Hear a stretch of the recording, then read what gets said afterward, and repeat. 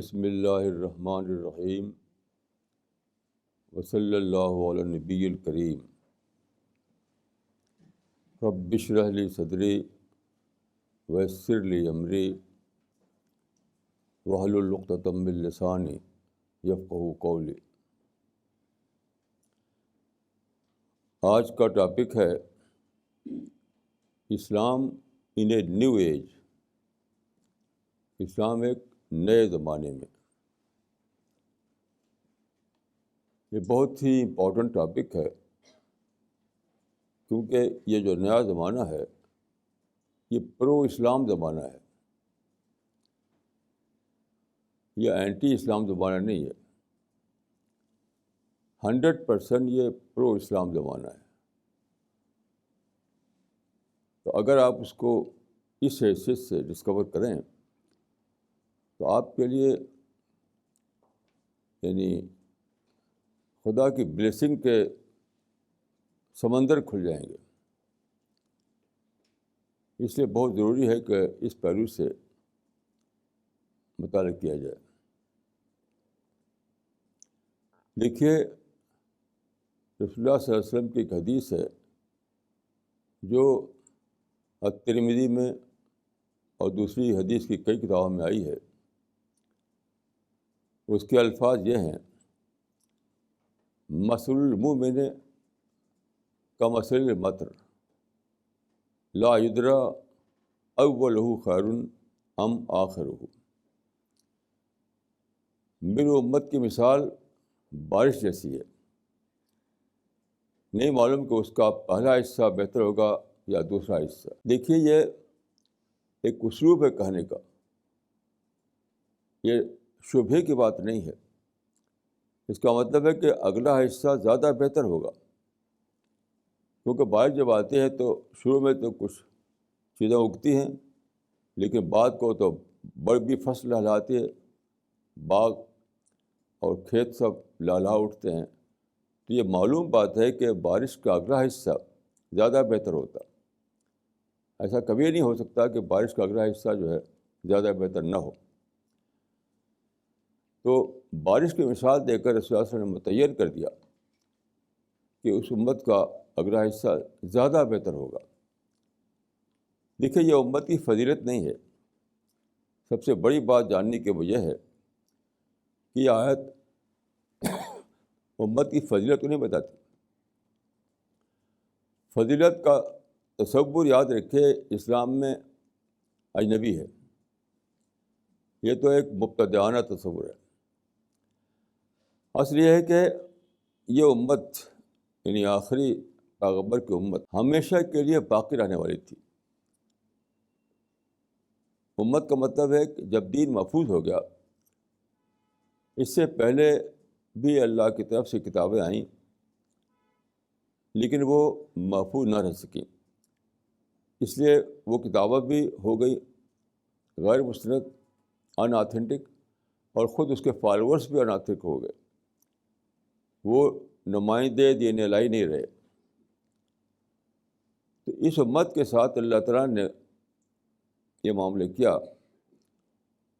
کہ قرآن کو محفوظ کر دیا، سنت محمدی کو محفوظ کر دیا، ساری باتیں جو دین سے متعلق تھیں وہ سب محفوظ ہو گئیں۔ محفوظ ہونے کی بنا پر یہ ممکن ہوگا کہ یہ کنٹینیو رہے، اگلے دور تک اس کا زمانہ پہنچے۔ اس لیے محمد کے لیے ممکن ہوگا کہ بعد کے زمانے کی باؤنڈریز، بعد کے زمانے کی ڈیوائن بلیسنگس اس سے حصے میں آئیں۔ یہ بات ہے، تو فضیلت امت کی بات نہیں ہے بلکہ یہ دور کی بات ہے۔ تو اب ہم اسی نئے دور میں پہنچے ہیں۔ اس نئے دور کے بارے میں حدیثوں میں اور قرآن میں بہت ساری آیتیں اور حدیثیں ہیں۔ ان میں خزانہ ہے، بہت بڑا خزانہ، یعنی بڑی معرفت، ہائر فارم آف ریئلائزیشن، بڑی معرفت، بڑی قربت خداوندی، بڑا دعوت اللہ کا کام، ہر چیز زیادہ بڑے پیمانے پر اچیو کرنا ممکن ہو گیا، لیکن مسلمان اس سے قطعاً محروم ہے۔ کچھ بھی انہیں اس نئے دور میں جو ہائر فارم آف دین خداوندی جو تھا اس کا حصہ انہیں نہیں ملا، کیونکہ انہیں خبر ہی نہیں اس کی. وہ تو جانتے ہیں کہ نیا دور دشمن اسلام دور ہے.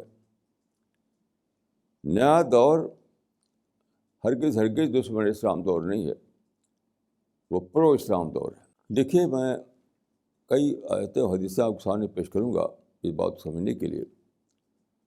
اس سے آپ کے اندر بڑی معرفت، بڑی قربت، بڑا دعوتی حوصلہ، قرآن کے نئے نئے معنی، یہ سب کھلیں گے انشاءاللہ. تو میں اس کی آپ کو دعوت دیتا ہوں کہ اس پر آپ غور کریں. دیکھیے، ایک حدیث ہے جو حدیث کی تقریباً سب کتابوں میں آئی ہے، یعنی بخاری میں، مسلم میں اور دوسری تمام کتابوں میں. اس حدیث میں رسول اللہ صلی اللہ علیہ وسلم نے فرمایا کہ الحلال بین والحرام بین وبینہما امور مشتبہات. اسلام میں جو حلال ہے وہ بہت ہی واضح ہے، اسی طرح حرام جو ہے وہی بہت ہی واضح ہے، یعنی کلیئر ہے. ان کے بیچ میں کچھ مشتبہ چیزیں ہیں، مشتبہات یعنی ان کلیئر. تو وہ جو ان کلیئر ہے اس میں بہت بڑا سمندر ہے چیزوں کا، لیکن وہ ان کلیئر ہے. تو یہ جو ان کلیئر حصہ ہے اس میں کیا باتیں ہیں. یہ بہت ہی عجیب بات ہے کہ پوری تاریخ میں اس سے بے خبر رہ گئے لوگ. اور اس کا میں حوالہ دیتا ہوں آپ کو کہ علامہ انور شاہ کشمیری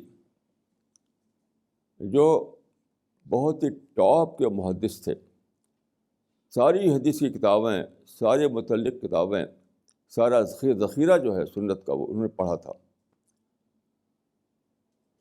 تو وہ لکھتے ہیں، ان کی کتاب میرے پاس موجود ہے جو اعمالی ہے لیکن بار انہی کتاب ہے. وہ کہتے ہیں کہ میں نے سب پڑھا، شوکانی کی کتاب پڑھی، فلاں کی کتاب پڑھی، سارا پڑھ ڈالا میں نے اس حدیث کو سمجھنے کے لیے. لیکن اس پر لکھتے ہیں کہ لم یتحصل شیء غیر حل اللغات، غیر حل الالفاظ، لم یتحصل شیء غیر حل الالفاظ. یعنی یہ سارا ذخیرہ جو اس حدیث کی شرح میں لکھا گیا ہے اس میں اس حدیث کے معنی پر مجھے کچھ نہیں ملا، صرف الفاظ کی گرامیٹیکل ایکسپلینیشن، لٹرل ایکسپلینیشن، بس یہ ملا. آپ غور کیجئے کیسی عجیب بات یہ ہے. اور اس حدیث کے بارے میں جو کہ بخاری میں بھی ہے اور ابن حجر کی جو کتاب ہے فتح الباری، ابن حجر کی کتاب جو فتح الباری ہے اس کو حدیث کا انسائکلوپیڈیا کہا جاتا ہے. 20 جلدوں میں ہے وہ. اس میں بھی اس پر بحث ہے، لیکن ایک جملہ بھی اس کی معنویت، اس کی میننگ کے بارے میں کچھ نہیں ہے. کیسی عجیب بات ہے. لیکن اسی میں ایک جملہ بہت اہم لکھا انہوں نے کہ اس حدیث میں جو بات ہے اس کا جاننا ممکن ہے لیکن تھوڑے لوگوں کے لیے ممکن ہے. وہ اب وہ کون تھوڑے لوگ ہیں؟ وہ مجتہد لوگ ہیں. معرفت حکمہا ممکن ولیکن للقلیل من الناس وہم المجتہدون. اس سے کیا نکلا؟ اس معنی کہ جو بڑے بڑے معنی ہیں جو حدیث قرآن میں، اس کے لیے اجتہاد کی ضرورت ہے. اجتہادی غور و فکر، اجتہادی ذہن. اگر آپ کے اندر اجتہادی صلاحیت نہیں ہے تو ان معنی تک آپ پہنچے گے نہیں. اس کا مطلب کیا ہوا کہ اجتہاد نہ کرنے کی وجہ سے پوری امت جو ہے اسلام کے ریڈیوسڈ فارم تک پہنچ سکی. اسلام کا جو ہائر فارم تھا اس سے بے خبر رہ گئی. کیسی عجیب محرومی ہے یہ. اور دیکھیے رسول اللہ صلی اللہ علیہ وسلم نے اس معاملے میں اپنی امت کو ایک بہت بڑی ہدایت دی تھی کہ اجتہاد ہر حال میں کرو، اگر غلط اجتہاد ہو جائے تب بھی کرو اجتہاد۔ یہ کیسی عجیب چیز ہے۔ دیکھیے بخاری میں ایک روایت ہے اجتہاد کے بارے میں، صحیح البخاری میں، کہ ایک شخص اجتہاد کرتا ہے اور اجتہاد میں غلطی کر جاتا ہے تب بھی اس کے لیے ایک ثواب ہے۔ اس حدیث میں ہے کہ اگر اجتہاد صحیح ہو تو ڈبل ثواب ہے، اگر صحیح نہ ہو، غلطی ہو جائے تب بھی ایک ثواب ہے۔ اس کا مطلب کیا ہے؟ یہ اجتہاد کو ابھارنا ہے، اجتہاد کا شوق دلانا ہے کہ بلا ڈرے ہوئے اجتہاد کرو۔ کیسی عجیب بات ہے۔ یہ مت ڈرو کہ اجتہاد کر کے تم غلطی کر جاؤ گے، غلطی کرو گے تب بھی اللہ تعالیٰ تم کو انعام دے گا۔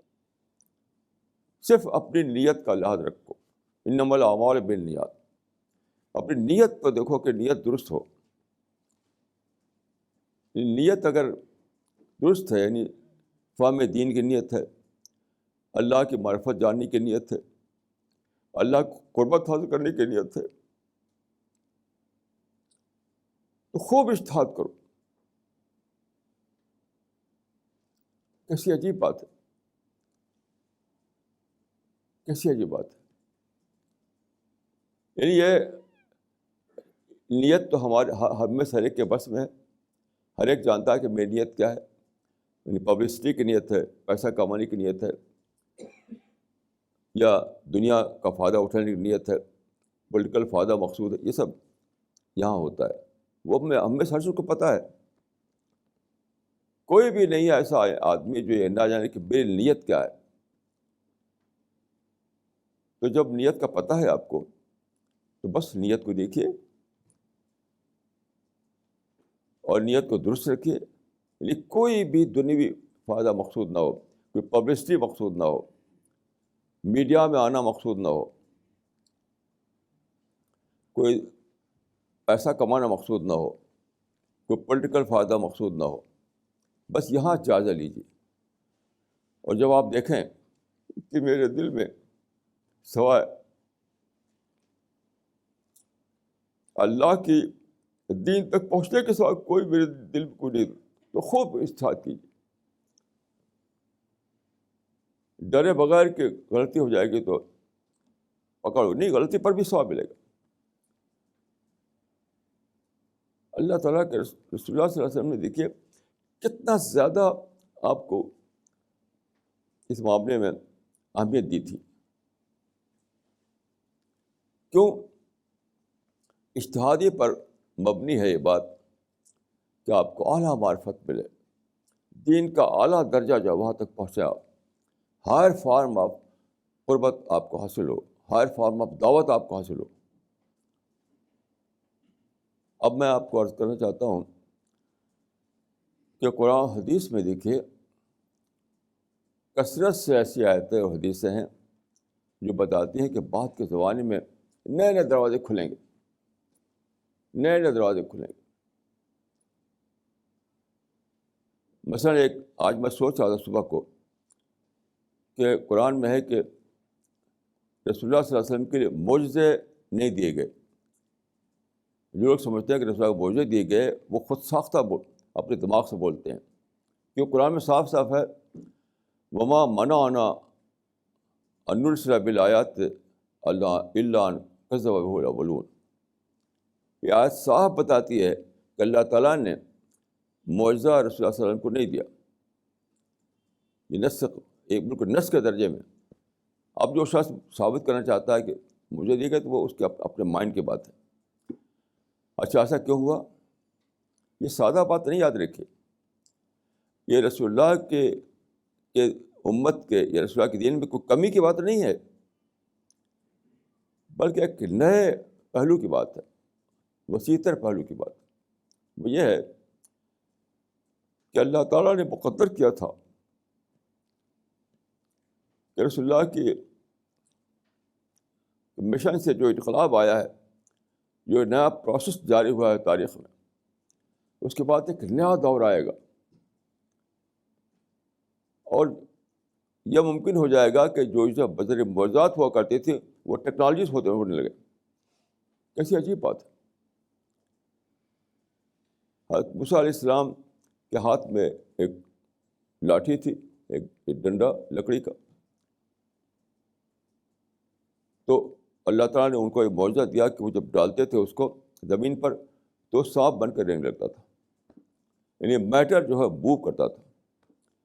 آج ٹیکنالوجی کے نتیجے میں کیا ہے، بہت بڑے پیمانے پر میٹر موو کر رہا ہے، کار بن کر چل رہا ہے، ہوائی جہاز بن کر اڑ رہا ہے.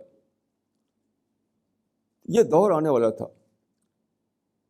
تو معجزے کا بہت بڑا بدل اللہ تعالیٰ نے مقدر کر دیا تھا انسان کے لیے، اس امت کے لیے. تو معجزہ تو ایک شخص دکھا سکتا تھا، ایک شخص. اب کیا ہے کہ پوری امت جو ہے معجزے میں شریک ہے. یہ میٹر اس کو لے کر دوڑ رہا ہے، میٹر موو کر رہا ہے، موٹر حرکت کر رہا ہے، میٹر پورا کارخانہ چلا رہا ہے. تو رسول اللہ کے زمانے میں جو معجزہ آنا، یہ اعلان کیا اللہ تعالیٰ نے کہ اب معجزہ نہیں آئے گا، تو اس میں یہ چیز انڈرسٹوڈ تھی کہ اب ایک سپر معجزہ تم کو دیا جائے گا کہ پورا میٹر جو ہے وہ تمہاری معجزہ بن جائے گا. ہر امت کے لیے ممکن ہو جائے کہ وہ اس معجزے سے حصہ پائے. کیسی عجیب بات ہے، کیسی عجیب بات. ہم یہ ثابت کرنے پھنسے ہوئے ہیں کہ رسول اللہ کو معجزہ دیے گئے، اور اللہ تعالیٰ یہ بتا رہا ہے کہ اس سے بڑی چیز تم کو دی گئی جس میں پوری امت شریک ہے، پوری امت شریک ہے اس میں. کیسی عجیب بات ہے. ابھی دیکھیے، میں ایک بہت ہی عجیب مثال، یہ پرچہ میرے ہاتھ میں ہے، نئی دہلی کا انگلش ڈیلی، نئی دہلی کا انگلش روزنامہ ہندوستان ٹائمز. یہ شمارہ ہے 16 مارچ 2012 کا، 2012 کا 16 مارچ کا پرچہ. اس کا پیج 17 پر ایک نیوز آئی ہے جس کی ہیڈنگ ہے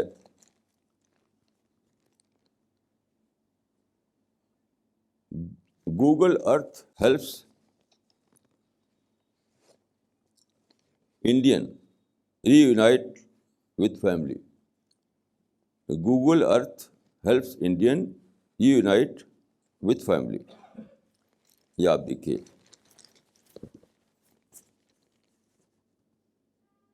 یہ ایک عجیب غریب کہانی ہے اور بہت ہی ایمان افروز بات. دیکھیے قصہ یہ ہے، اس میں جو چھپا ہے، ایک بچہ 5 سال کا، وہ انڈیا میں پیدا ہوا، غریب فیملی میں بھیک مانگتا تھا، یعنی 5 سال. تو اپنے ایک گاؤں میں رہتا تھا، وہاں جو قریب کا ریلوے اسٹیشن تھا وہاں پر بھیک مانگنے گیا وہ. تو کسی گاڑی پہ بیٹھ گیا وہ، یعنی مسافروں میں بھیک مانگنے کے لیے. اب گاڑی چل پڑی. اب گاڑی کہیں جا کر ایک نئے اسٹیشن میں اتار دیا اس نے.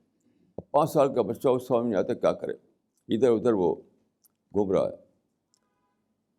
وہاں پر ایک آسٹریلین جوڑا تھا آئے ہوا، ان کے پاس وہ بچے یعنی اولاد نہیں تھی، وہ اڈاپٹ کرنے کے لیے ایک بچہ چاہتے تھے وہ. تو کسی وجہ سے وہ بچہ جو ہے ان کو پسند آ گیا، جو 5 سال کا تھا اس وقت. اس کو اپنے ساتھ لے لیا انہوں نے اور لے کر گئے. آسٹریلیا کے تھے وہ لوگ. آسٹریلیا میں ایک آئی لینڈ ہے ٹسمانیہ میں ان کا بزنس تھا، وہاں پر لے گئے. اس 5 سال بچے کو پڑھایا لکھایا انہوں نے، پھر اس کو بزنس میں لگایا اور وہ کافی پیسہ بھی کمایا اس نے، پڑھ لکھ کے انگریزی جاننے لگا. تو اس طرح 25 سال بیت گئے. 25 سال پھر اس کو خیال آیا، اس کے مائنڈ میں ایک فینٹ آئیڈیا تھا اپنے گاؤں کا، تو اس کو یاد آتی تھی اپنے ماں باپ کی، بھائی بہن کی. تو فینٹ آئیڈیا تھا کہ میرا گاؤں ایسا تھا. تو آپ جانتے ہیں آج کل ایک جس کو کہتے ہیں گوگل ارتھ، فضا میں ایسا سیٹلائٹ ہے جس میں پورے زمین کا نقشہ ہے. آپ اس کو اگر آپ سوئچ دبائیں اور سرچ کریں تو جہاں آپ بیٹھے ہوئے ہیں یہ وہاں دکھائی دے گا آپ کو، کمپیوٹر کی اسکرین پہ دکھائی دے گا، وہ اس کو اسپاٹ کر لے گا اس کو. تو وہ بچہ جو آسٹریلیا میں پڑھا بڑھا اور کافی تعلیم یافتہ ہو گیا، بزنس بھی ہو گیا اس کا، تو 25 سال کے بعد اس کو خیال ہوا کیوں نہ میں تلاش کروں. تو گوگل ارتھ پر گیا، وہ تلاش کرتے کرتے اس کے سامنے ایک گاؤں کا نقشہ آیا. یہ تو میرا گاؤں ہے. وہ گاؤں تو کھنڈوا کا ایک گاؤں تھا، کھنڈوا کا، یعنی وہ تسمانیہ میں کر رہا ہے، وہ آسٹریلیا میں، اور کھنڈوا کا گاؤں وہ دیکھتا ہے گوگل ارتھ پر. پھر اس نے پتہ کیا. اس کے بعد ہوائی جہاز سے وہاں سے آیا، اپنے ماں باپ سے ملا. یہ قصہ ہوا. اب دیکھیے، اب میں آپ کو دوسرا قصہ بتاتا ہوں. بخاری اور مسلم میں یہ روایت ہے کہ رسول اللہ صلی اللہ علیہ وسلم کو جب وہ واقعہ ہوا جس کو قرآن میں اسراء کہا گیا ہے، اور عام تو اس کو معراج کہتے ہیں. لفظ معراج دیکھیے قرآن میں نہیں ہے، عام طور پر معراج کہا جاتا ہے اس کو، لیکن قرآن میں لفظ اسراء ہے. یعنی مکہ کے آخری زمانے کا واقعہ ہے. مکہ سے آپ یروشلم گئے اور راتوں رات واپس بھی آئے. اسراء کے معنی ہوتے ہیں راتوں رات جانا، راتوں رات سفر کرنا. تو رسول اللہ صلی اللہ علیہ وسلم کو اللہ تعالیٰ نے ایک سفر کروایا رات کو. میں مانتا ہوں اس پر بڑا بحث ہے کہ وہ روحانی تھا کہ جسمانی تھا. میں مانتا ہوں کہ جسمانی تھا، میں اس کو جسمانی مانتا ہوں. تو لیکن وہ ایک بہت ہی تھوڑے ٹائم میں ہوا تھا، شاید ایک مومنٹ میں ہوا تھا. اس وقت ٹائم اینڈ اسپیس کا ختم کر دیا تھا اللہ تعالیٰ نے فرق. تو رسول اللہ صلی اللہ علیہ وسلم نے صبح کو اعلان بتایا کہ آج راتوں رات میں گیا یروشلم اور وہاں سے واپس آیا. تو مکہ کے لوگ نعوذ باللہ مذاق اڑانے لگے، دیکھو اب ان کا عجیب غریب باتیں کر رہے ہیں. تو روایت ہے کہ اس زمانے میں ایک آدمی جو کہ سفر کرتے تھے یہ مکہ کے لوگ، ایک زمانے گیا تھا یروشلم ایک شخص اور لوٹا تھا یروشلم سے. یہ طے ہوا کہ وہ آدمی پوچھے کہ آپ نے جو دیکھا کیا دیکھا، یعنی اس کی ایسٹ میں کیا ہے، ویسٹ میں کیا ہے، ادھر کیا ہے ادھر کیا ہے، وہ سب پوچھے وہ، اور آپ بتائیں. تو وہ تصدیق کرے کہ ہاں ایسا ہے وہاں پر. تو وہ آدمی بلایا گیا، رسول اللہ صلی اللہ علیہ وسلم سے وہ پوچھنے لگا. تو وہاں یہ ہے کہ جبریل نے وہ پورا نقشہ یروشلم کا، جس کو ہم آج کہتے ہیں مسجد اقصیٰ، وہ پورا نقشہ جبریل نے سامنے کر دیا. تو وہ آدمی پوچھتا جاتا تھا، رسول اللہ بتاتے جاتے تھے. تب یقین کر لیا لوگوں نے کہ ہاں ایسا واقعہ ہوا ہے. اب اس کو کمپیئر کیجیے آپ. دیکھیے مکہ سے یروشلم کا فاصلہ جو ہے تقریباً 1300 کلومیٹر ہے، اور تسمانیہ سے کھنڈوا کا فاصلہ تقریباً 10,300 کلومیٹر، یعنی 10 گنا زیادہ. مکہ سے یروشلم کا فاصلہ تقریباً 1300 کلومیٹر، اور تسمانیہ سے کھنڈوا کا فاصلہ تقریباً 10,300 کلومیٹر. آپ غور کیجیے، وہی واقعہ تو ہوا جو مکہ میں ہوا تھا. وہ وہاں ہوا تھا بذریعہ میریکل، یہاں ہوا بذریعہ ٹیکنالوجی. یہ ہے پیشین گوئی قرآن و حدیث میں کہ یہ دور آنے والا ہے، اس دور کا وہ اس دور میں امت ہوگی محمدی، اس کو حصہ ملے گا اس میں سے، اس میں وہ اعلیٰ معرفت حاصل کرے گی، اعلیٰ دعوت کا کام کرے گی۔ اب غور کیجیے کہ اتنی بڑی بڑی باتیں ہیں، لیکن پوری امت اندھیرے میں جی رہی ہے۔ وہ سمجھتی ہے کہ سارے لوگ دشمن ہیں، ہر طرف دشمنی پھیلی ہوئی، حالانکہ انہیں تو کھولا یہ سب۔ اللہ تعالیٰ نے ذریعہ بنایا لوگوں کو یہ سب ٹیکنالوجی کو ڈسکور کرنے کا۔ اس کی بھی پیشین گوئی موجود ہے حدیث میں، بخاری میں، ان اللہ لا یؤید ھذا الدین بالرجل الفاجر، اللہ اس دین کی مدد سیکولر لوگوں سے کرائے گا۔ فاجر کا مطلب سیکولر۔ آپ غور کیجیے، اللہ تعالیٰ نے اتنا زیادہ کھول دیا اپنی رحمتوں کے دروازے کہ سیکولر لوگوں کو بھی اسی سپورٹ پر لگا دیا، اور دکھایا کہ دیکھو جس طرح سے کھٹوا کا بچہ ایک 10,000 سے زیادہ دوری پر، 10,000 کلومیٹر سے زیادہ دوری پر اپنی فیملی کو اسپاٹ کر سکتا تھا، آج یہ ممکن ہو گیا ہے کہ تم سارے گلوب پر مدعو کو اسپاٹ کر سکو، کہاں کون مدعو ہے، کہاں کون بستی ہے، کہاں کون ٹاؤن ہے، سب تم دیکھ سکو، اور پھر گلوبل پلاننگ کرو دعوی ورک کی۔ آپ غور کیجیے کیسی عجیب بات ہے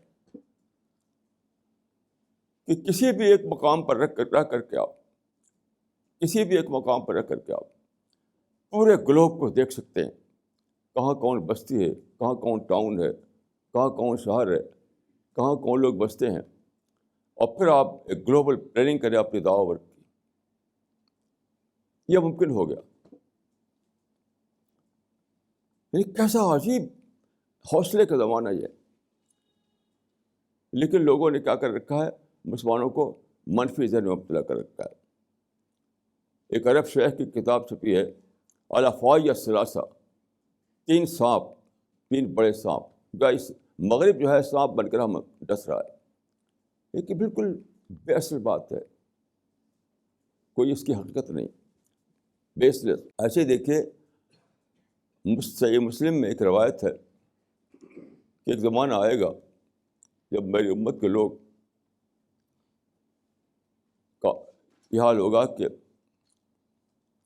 وہ قلعہ فتح کریں گے بغیر تلوار چلائے ہوئے۔ کیسی عجیب بات ہے، نہ تلوار چلائیں گے، نہ ہتھیار استعمال کریں گے، اور قلعہ فتح ہو جائے گا۔ کیسے؟ لا الہ الا اللہ کہہ کر کے فتح ہوگا۔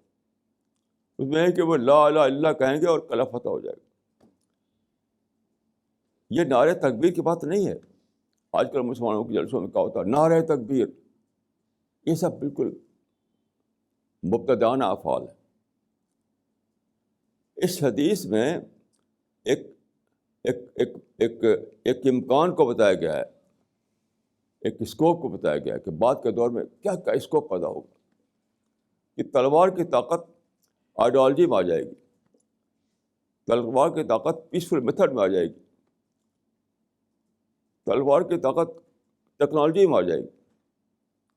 یہ سب ہے اس کے اندر۔ کیسی عجیب بات ہے۔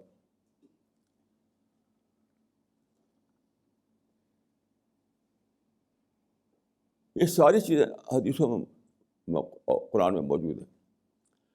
دیکھیے ایک بات میں عرض کروں گا کہ جو پیشین گوئیاں ہیں قرآن و حدیث میں، وہ 2 قسم کی ہیں، ایک انفرادی ایونٹ کی، ایک دور کی، ایک انفرادی واقعہ، ایک پورا دور، 2 قسم کی ہیں۔ میں مثال دیتا ہوں آپ کو۔ دیکھیے قرآن میں ہے کہ جو حضرت موسیٰ کے زمانے کا جو فرعون تھا اس کے بارے میں کہ اللہ نے فرمایا جب وہ غرق ہوا سمندر میں تو الیوم ننجیک ببدنک لتکون لمن خلفک آیہ، یہ اللہ نے فرمایا کہ فرعون کے باڈی کو ہم محفوظ رکھیں گے، پریزرو رکھیں گے، تاکہ وہ بعد والوں کی نصیحت بنے۔ یہ واقعہ اب سے 3,500 سال پہلے ہوا ہے، 3,500 سال پہلے. اور یہ آیت اتری 1400 سال پہلے. یعنی قرآن میں یہ آیت اتری رسول اللہ کے زمانے میں. جب قرآن اترا اس وقت ساری دنیا میں کوئی نہیں جانتا تھا کہ فرعون کا باڈی کہیں موجود ہے. کوئی کسی کو خبر نہیں تھی. اس میں اللہ نے پیشین گوئی کی کہ اس کا باڈی ظاہر ہوگا. 19ویں صدی کے آخر میں کچھ جرمن اورینٹلسٹ اور کچھ فرینچ اورینٹلسٹ گئے وہ قاہرہ میں ایک میوزیم ہے جس کو میں نے دیکھا ہے وہاں پر قاہرہ کے باہر ڈیزرٹ ہے, بہت سارے پیرامڈ وہاں پر ہیں, اہرام, وہ بھی میں نے دیکھا ہے. تو ان لوگوں کو ایک زمانہ آیا کہ ساری دنیا میں لگے ریسرچ کرنے, تحقیق کرنے, دریافت کرنے. تو انہوں نے گئے اہرام جو ہے بہت بڑی بلڈنگیں اس شکل کی ہیں, پیرامڈس. تو انہوں نے اس کے گیٹ کھولنا چاہا. تو وہاں پر مشہور تھا کہ اہرام کے اندر لعنت الفرعونہ ہے, فرعون کی لعنت, اس کو جو کھولے گا وہ مر جائے گا. تو جب ان مستشرقین نے گیٹ کھولا تو اندر سے بہت تیز ہوا آئی, فوراً گیٹ بند کر دیا گیا. تو یہ لوگ جو ہے توہمات میں کو نہیں مانتے تھے, لعنت الفرعونہ کا جو توہماتی عقیدہ تھا اس کو نہیں مانتے تھے. انہوں نے تحقیق کی کہ آخر کیا چیز ہے اس کے اندر. تو معلوم ہوا کہ اہرام کے اندر جو وہ چھوٹی چھوٹی چڑیا ہوتی ہیں ابابیل ٹائپ کی, وہ اس میں ہزاروں سال سے وہ بیٹ کر رہی ہیں. اس کی بیٹ کی وجہ سے گیس نکلتی ہے. اس گیس کی وجہ سے ایسا ہوتا ہے کہ آدمی اس میں اگر داخل ہو تو مر جاتا ہے, یعنی گیس کو انہیل کر کے مر جاتا ہے. تو اس کو عرب لوگ کہتے تھے کہ لعنت الفرعونہ. تو ان لوگوں نے کیا کیا, انہوں نے آج کل جو مشینیں ہوتی ہیں ہوا کو نکالنے کی, ہوا کو نکالا انہوں نے, ساری گیسیں جو ہے باہر کی گئیں. یعنی جیسے ایگزاسٹ فین ہوتا ہے ہر جگہ لگایا تھا, وہ ایگزاسٹ فین کیا کرتا ہے, اندر کی ہوا باہر کرتا ہے. تو اندر کی ساری گیسیں جو تھیں وہ باہر نکالی گئیں, جس کو انہیل کرنے سے آدمی مر جاتا تھا. تب وہ مستشرقین داخل ہوئے تو وہاں پر مومیائی کی ہوئی لاشیں موجود تھیں. اس میں ایک لاش تھی اس فرعون کی جو حضرت موسیٰ کا کنٹمپریری تھا, اس کو نکالا گیا. اور آج کے زمانے میں دیکھیے کاربن 14 ڈیٹنگ ٹیکنیک ہے, جس سے ٹھیک ایج معلوم ہوتی ہے, ایج, عمر. تو کاربن 14 ڈیٹنگ کو اپلائی کیا گیا تو معلوم ہوا کہ یہ تو حضرت موسیٰ کا کنٹمپریری ہے. ٹھیک وہی زمانہ وہی ہے اس کا جو حضرت موسیٰ کا زمانہ تھا. یہ بات کنفرم ہو گئی کہ یہ وہی فرعون ہے, یہ اسی فرعون کی باڈی ہے جو غرق ہوا تھا حضرت موسیٰ کے زمانے میں.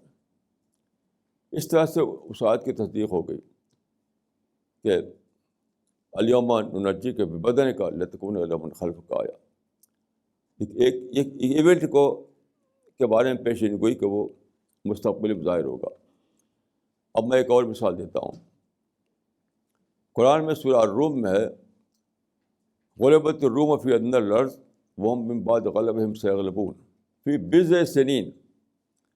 وہاں ایسا ہوا تھا کہ عرب کے اطراف میں دو بڑے سلطنتیں تھیں, رومی اور ایرانی. تو ان میں ٹکراؤ ہوا تو ایرانی ہار گئے, رومی جیت گئے.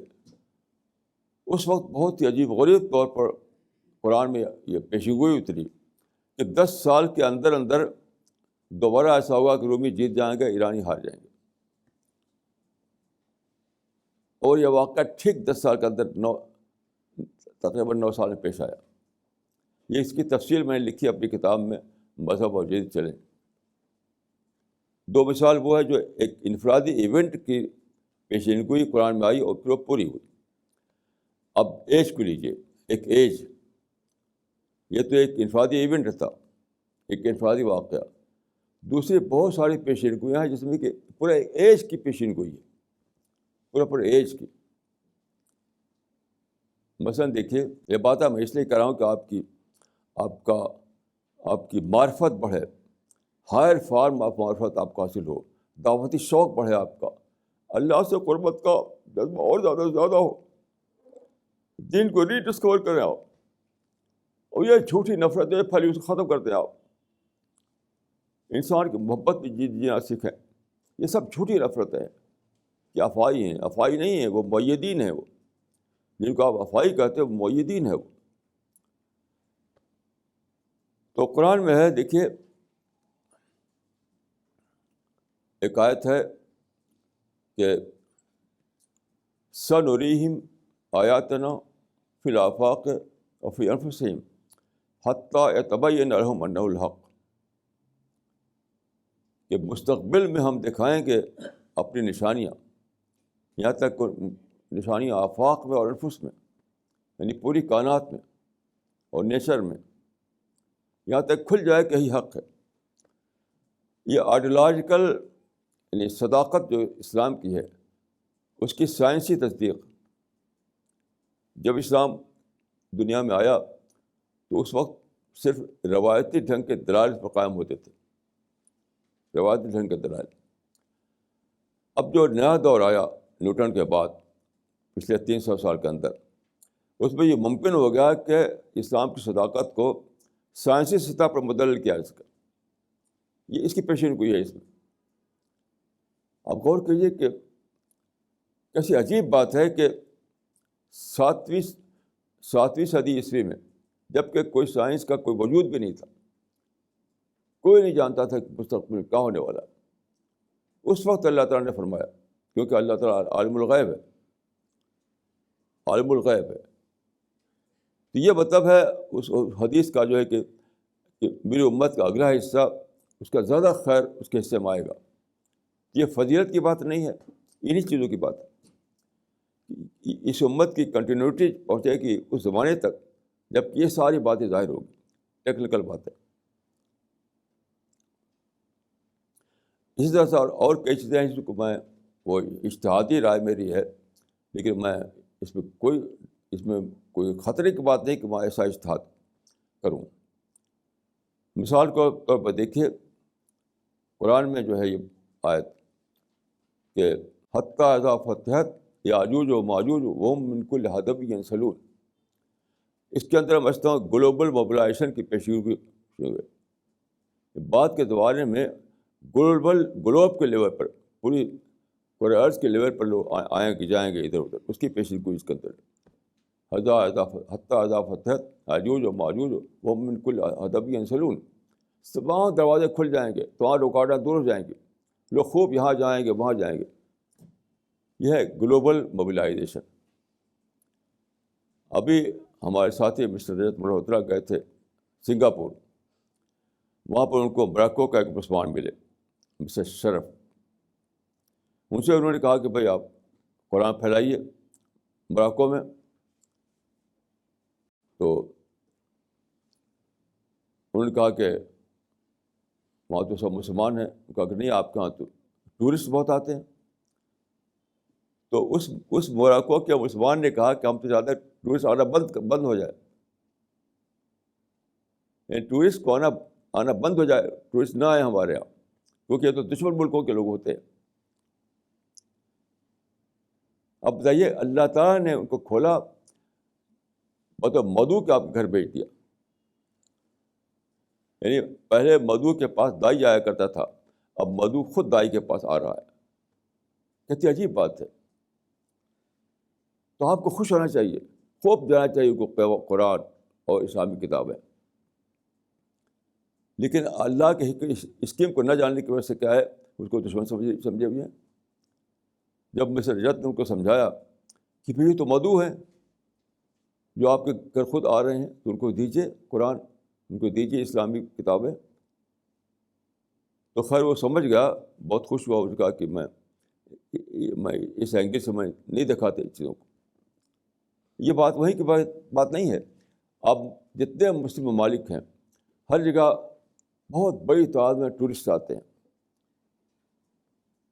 یعنی عراق میں اور افغانستان میں اور مصر میں، لبنان میں، شام میں، فلسطین میں، کشمیر میں، خود انڈیا میں بہت زیادہ ٹورسٹ آتے ہیں، لیکن مسلمان ان کو دیکھتے ہیں دشمن کے روپ میں. یعنی اللہ تعالیٰ نے کھول دیا دروازے کہ لوگ خوب ادھر ادھر جائیں، یعنی مدعو خود دائی کے پاس پہنچے اور مسلمانوں کو موقع ملے سب کو اللہ کے دین پہنچائیں وہ. لیکن ہم نے کیا کر رکھا ہے؟ ان کو ڈب کر رکھا ہے، یعنی یہ کانسپریٹر ہیں، یہ دشمن ہیں. یہ بالکل بالکل بیس لیس باتیں، اللہ کی اسکیم سے بے خبری کا نتیجہ. تو کیوں؟ اس کی وجہ ہے کہ اجتہادی نظریہ نہیں، اجتہادانہ سوچ نہیں، کہ آپ سوچ سکیں کہ یہ دشمن نہیں ہے، یہ تو مدعو ہیں. اس بات کو جاننے کے لیے آپ کے مجتہدانہ نظر درکار ہے، مجتہدانہ نظر. ایسے ہی میں عرض کروں گا کہ میں ایک اجتہادی میری رائے ہے یہ، اور چونکہ حدیث میں ہے کہ اجتہادی غلطی کا جا تب بھی یعنی نیت درست ہے تو اس پر ثواب ملے گا. اس لیے میں کہتا ہوں کہ جو رسول اللہ صلی اللہ علیہ وسلم کو جو اسرا ہوئی تھی، جو اپنے سفر فرمایا تھا مکہ سے یروشلم کا، اس میں ایک آیت ہے لِنُرِیَهُ مِنْ آیَاتِنَا سبحان الذی اسریٰ بعبدہ لیلا من المسجد الحرام الی المسجد الاقصیٰ التی بارکنا حولہ لِنُرِیَهُ مِنْ آیَاتِنَا، تاکہ ہم دکھائیں اپنی نشانیاں. تو میرا ماننا یہ کہ نشانیاں یروشلم میں نہیں تھیں، خود سفر نشانی تھی. یہ جو نشانی کا لفظ ہے کہ اپنے نشانی دکھانے کے لیے، تو اس کا مطلب نہیں کہ یروشلم میں کوئی نشانی تھی جس کو دکھانا مقصود تھا، نہیں، خود یہ سفر نشانی تھی. یہ تیز رفتار سفر کرایا گیا رسول اللہ صلی اللہ علیہ وسلم کو. جیسا کہ میں نے بتایا کہ مکے سے یروشلم کا فاصلہ تقریباً 1300 کلومیٹر ہے. وہ آپ کو بہت ہی کم وقت میں سفر کرایا گیا. یہ ایک اشارہ تھا علامتی طور پر کہ ایک نیا دور آنے والا ہے، جب کہ دور کے اسفار نہایت تمہارے قریب کے بن جائیں گے. ایسی سواریاں وجود میں آ جائیں گی، موٹر، ہوائی جہاز اور کمیونیکیشن، کہ پوری دنیا ایک گلوبل ولیج بن جائے گی. تو جس طرح رسول اللہ صلی اللہ علیہ وسلم نے سفر کیا تھا مکہ سے یروشلم کا، پوری امت کے لیے اللہ نے راستہ کھول دیا کہ سارے عالم میں سفر کریں. وہ اسی طریقے سے تیز رفتار سفر، یہ اس کی پیشین گوئی تھی علامتی طور پر. اب غور کیجیے کہ یہ جب میں سوچتا ہوں تو میرا حوصلہ کتنا بڑھ جاتا ہے کہ اللہ تعالیٰ نے سمندری موقع کھول دیا ہمارے لیے. تو یہ میں اس کو فضیلت کا واقعہ نہیں سمجھتا، اس کو میں سمجھتا ہوں کہ اللہ تعالیٰ نے مستقبل کے امکانات کو رسول اللہ کے ایک واقعے کے ذریعے دکھایا ہمیں. یہ فضیلت نہیں تھی، مستقبل کے امکانات تھے جو رسول اللہ صلی اللہ علیہ وسلم کو دکھائے گئے اس شکل میں. یہ ساری باتیں حدیثوں میں ہیں، قرآن میں ہیں، لیکن جو ابن حجر نے جو لکھا ہے کہ مجتہد یعنی اجتہادی نظر درکار ہے اس کی معنویت کو سمجھنے کے لیے، تو وہ مفقود ہو گئی ہمارے اندر سے، اجتہادی نظر مفقود ہو گئی. اس وجہ سے ہم یہ سارے بڑے بڑے جو معنی چھپے ہوئے ہیں اس سے بے خبر ہیں. اب پہ جو اپرچونیٹیز کھلی ہیں ان اپرچونیٹیز کو اویل نہیں کر پاتے. انارمس اپرچونیٹیز، اوشیانک اپرچونیٹیز کھول دی اللہ تعالیٰ نے. ہمیں چاہیے تھا دوڑیں اس کو اویل کرنے کے لیے، اس کو اویل کرنے کے لیے دوڑیں. لیکن کیونکہ اجتہادی ذہن نہیں ہے، مجتہدانہ نظر نہیں ہے، اس وجہ سے ہم اس سے بے خبر ہیں. ساری دنیا میں مسلمان جی رہے ہیں کہ اس میں مایوسی میں، شکایت میں، کمپلین میں، نفرت میں، جھوٹی لڑائیوں میں.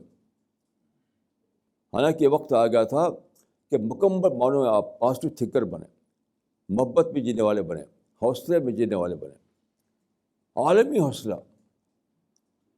میں جینے والے بنیں. کیسی عجیب بات ہے.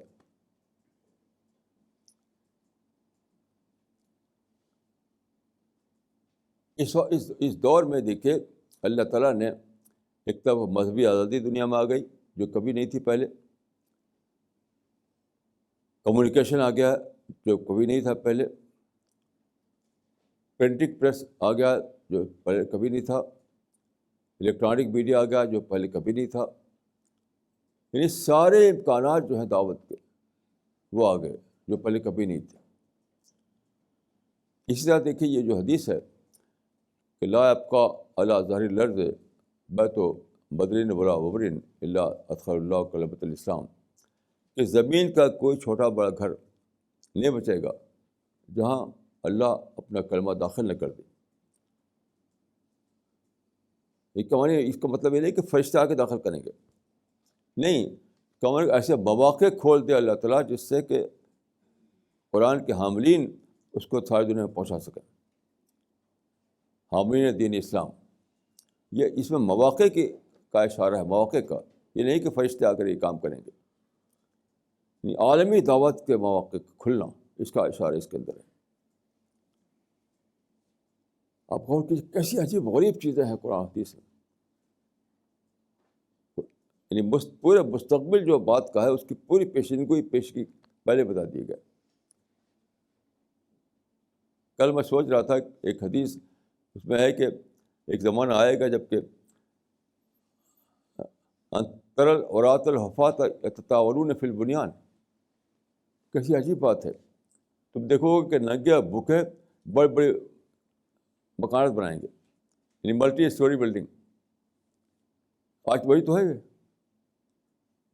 یعنی اکانومی جو ہے اس کا ڈیسینٹرلائزیشن ہو گیا.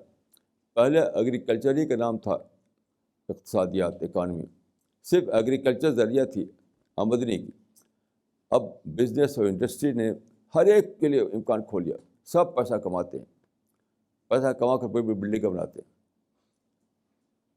تو اس حدیث میں بتایا کہ جو لوگ یعنی جن کے پیروں میں جوتے نہیں ہوتے تھے، بدن پہ کپڑے نہیں ہوتے تھے، ایک نیا دور آئے گا کہ جب وہ کمائیاں کریں گے، ملٹی اسٹوری بلڈنگ کھڑی کریں گے. یہ سب مستقبل کے امکانات کی باتیں تھیں جو آئی ہیں حدیثوں میں. تو اس کا ایک پہلو وہ ہے جو دوسرے لوگ اس سے فائدہ اٹھا رہے ہیں.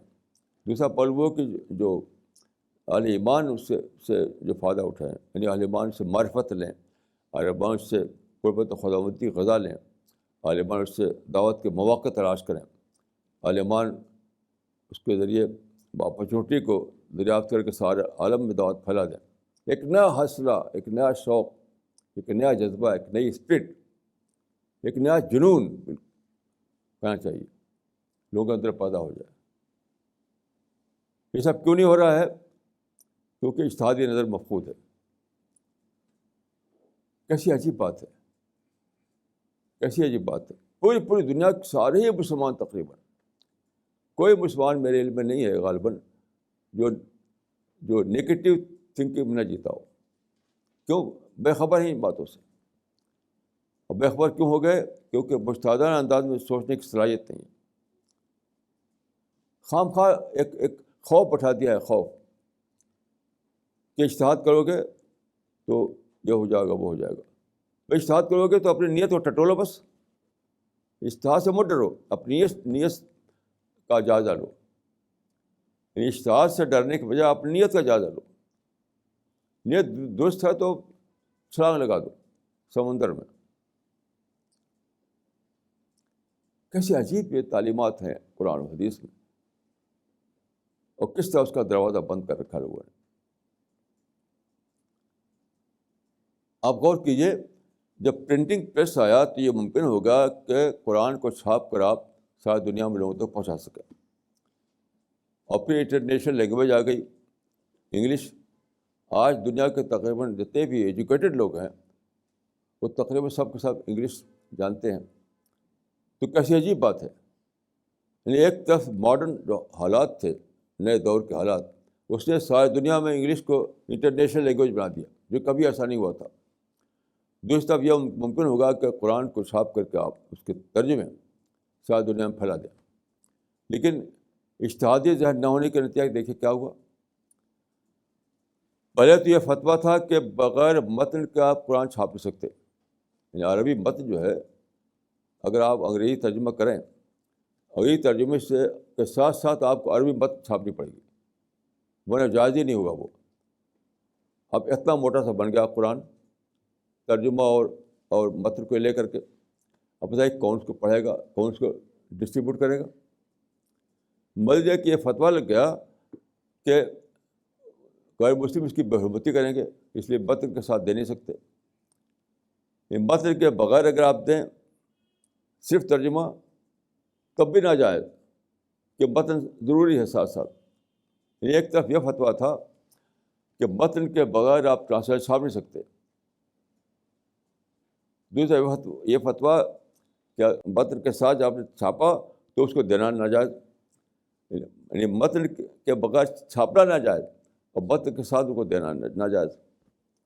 نتیجہ کیا، ساری دنیا میں لوگ جو ہے محروم تھے کہ قرآن کیا ہے جاننے کے لیے. پوری دنیا کو محروم کر دیا. یعنی میرا پورا بچپن کا زمانہ، جوانی کا زمانہ اس میں گزرا ہے اسی مصیبت میں کہ متن کے ساتھ چھاپو تو دینا ناجائز، متن کے بغیر چھاپو تو چھاپنا ناجائز. اب جو دروازہ کھلا ہے، جانتے ہیں کس نے کھولا ہے؟ یہ مسلمان نہیں کھولا ہے، اس نے، یہ سیکولر لوگوں نے کھولا ہے. جو سیکولر ادارے ہیں، بڑے بڑے پبلشنگ ادارے، انہوں نے دیکھا کہ قرآن کے انگریزی ترجمے کی مانگ ہے، تو انہوں نے کہا یہ جھنجھٹ چھوڑو، متن کے بغیر انگلش ترجمہ چھاپو. تو بڑے جو انٹرنیشنل پبلشنگ کے ادارے ہیں، انہوں نے چھاپا سب سے پہلے ٹیکسٹ کے بغیر انگلش ٹرانسلیشن، وہ لگے پھیلانے. اب مسلمان بھی تھوڑا بہت آگے بڑھے ہیں. کیسی عجیب بات ہے. یعنی اللہ تعالیٰ پرنٹنگ پریس لایا تاکہ چھاپ کر لوگوں کو پہنچائیں. دنیا میں ٹورزم آیا تاکہ لوگ خود آ کر کے لیں. لیکن ٹورسٹوں کا آپ نے دشمن ڈکلیئر کر دیا اور پرنٹنگ پریس سے فائدہ اٹھائے تو وہ بھی ناجائز بنا دیا. یہ سب کس لیے ہے؟ اسی لیے ہے کہ اجتہادی ذہن نہیں، مجتہدانہ سوچ نہیں، بالکل تقلیدی سوچ، روایتی سوچ، ایک بند سوچ میں مسلمان پڑے ہوئے ہیں. اور سارے مواقع یعنی یعنی بڑی معرفت سے محروم، بڑی دعوت سے محروم، بڑی قربت سے محروم، ہر چیز کا ایک ہائر فارم اس زمانے میں کھلا تھا، وہ سب سے محروم. کیسی عجیب بات ہے. حتیٰ کہ بڑے حوصلے سے محروم، بڑا حوصلہ جو ہے اس سے بھی محروم.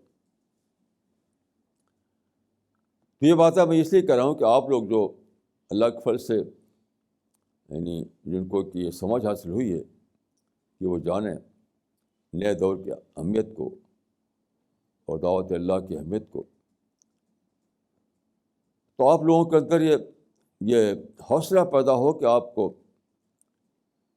یہ کام کرنا ہے.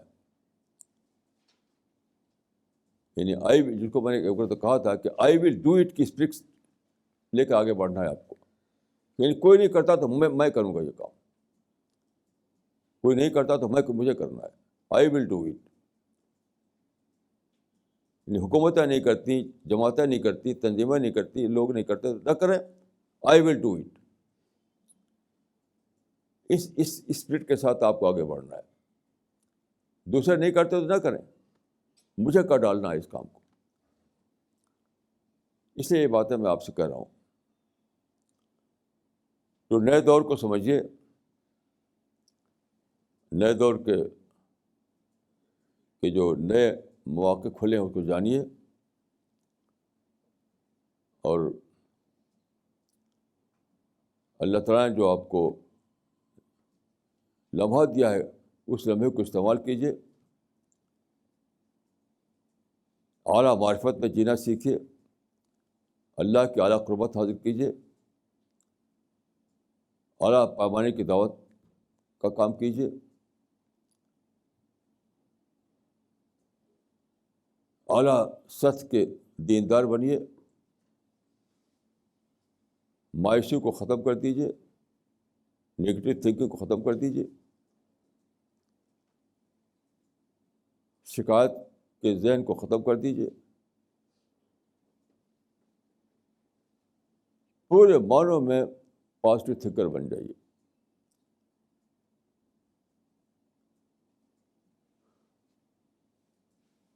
اور جتنا زیادہ آپ سوچیں گے اس پہلو سے، یہ سب باتیں جو ہیں جتنا سوچیں گے اتنا ہی یہ سب صفات آتی چلی جائیں گی۔ جتنا زیادہ سوچیں گے ان نئے مواقع کو، نئے اس کو، اتنا ہی آپ کے اندر نیا حوصلہ، نیا شوق، نئی ہمت پیدا ہوتی چلی جائے گی۔ اندھا دھند آپ اس مشن کے لیے دنیا میں جمپ کر دیں گے۔ اور یاد رکھیے، جب اللہ تعالیٰ کی طرف سے ایک موقع کھلا جائے تو اپنے آپ میں اس بات کا اشارہ ہوتا ہے کہ اللہ کی مدد بھی ضرور ملے گی۔ جیسے بارش ہوتی ہے تو اس میں ایک چیز چھپی ہوئی ہے کہ اگر تم دانہ ڈالو گے زمین میں تو فصل بھی اگے گی۔ یعنی بارش جو ہوئی پانی کی شکل میں، پانی برسا، وہی خاموش پیغام بھی دے رہا تھا کہ اگر تم نے دانہ ڈال دیا زمین میں تو اس کو اللہ تعالیٰ اگائے گا، اس کو درخت بنائے گا۔ تو جو مواقع کھولے گئے ہیں اس میں اپنے آپ میں یہ چیز امپلیسٹ ہے کہ ان موقع کو اویل کرنے کے لیے اگر آپ کھڑے ہوں گے تو اللہ کی نصرتیں بھی آپ کے ساتھ ہو جائیں گی، اللہ کی مدد آپ کو حاصل ہوگی۔ میں دعا کرتا ہوں کہ اللہ تعالیٰ مجھ کو اور آپ کو توفیق دے، ہم کو دنیا میں معرفت اور دعوت میں حصہ دار بنائے اور آخرت میں ہم کو جنت میں داخل کرے۔ اقول قولی ھذا واستغفر اللہ لی ولکم اجمعین۔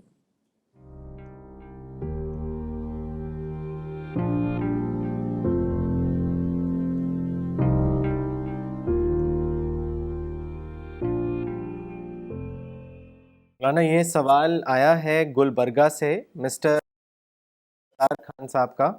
انہوں نے لکھا ہے کہ قرآن کی آیت جس کا ترجمہ یہ ہے کہ خوب یقین جانو کہ تم سب لوگ اللہ کے پاس جمع ہونے والے ہیں، اس آیت کو کس طرح اپنی عملی زندگی میں ہم لائیں؟ بس سوچیے، میں تو روز سوچتا ہوں، سوچنے سے آدمی، یعنی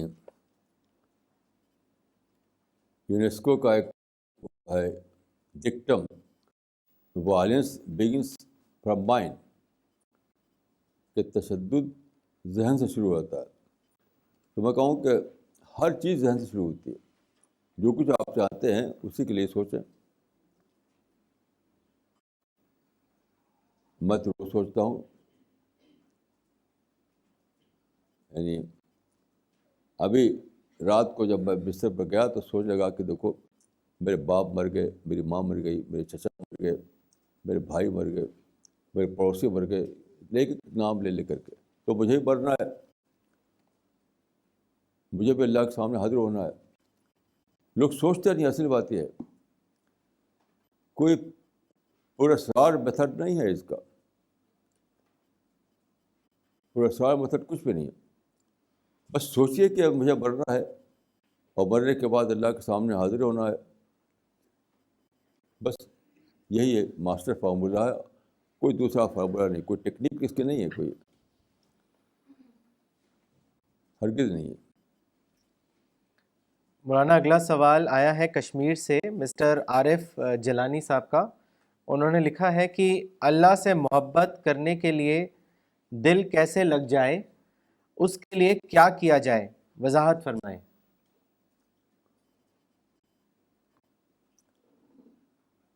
اصل میں لوگ چاہتے ہیں کہ اللہ سے محبت بھی کریں اور دوسروں کو محبت جاری رہیں، سیکریفائز کرنا چاہتے نہیں، تب اس لیے ایسے سوالات کرتے ہیں. اگر آپ کو اللہ سے محبت کرنا ہے اور محبت کا جو انعام ہے وہ لینا ہے تو دوسری محبتوں کو چھوڑنا پڑے گا آپ کو. مادی محبت، فیملی کی محبت، بیٹا بیٹی کی محبت، جاب کی محبت، بزنس کی محبت، یہ چاہتے ہیں کہ لوگ وہ بھی محبتیں جاری رہیں اور ساتھ ساتھ یعنی خدا کی محبت بھی مل جائے. یہ تو ممکن نہیں ہے. یا تو ایسی بات نہ کیجیے، بات کرتے ہیں اس کے لیے جو پرائس ہے دیجیے اس کی پرائس یہی ہے کہ دوسری محبتیں چھوڑنی پڑے گی.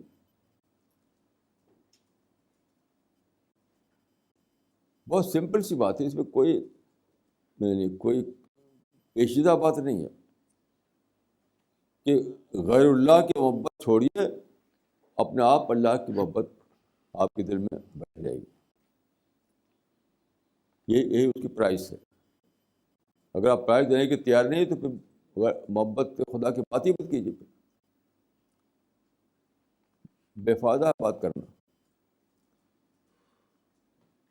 کچھ بھی اس کا دوسرا نسخہ اس کا نہیں ہے.